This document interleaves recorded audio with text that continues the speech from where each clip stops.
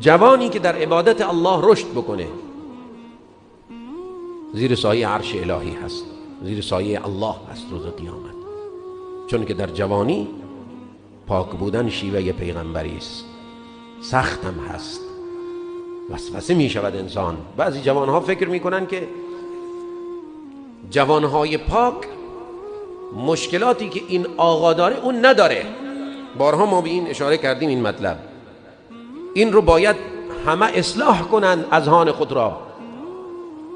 تمام آن چیزی که تو علاقه پیدا می کنی به سمت آن، اون یکی جوانی که خود را نگه می دارد هم علاقه دارد.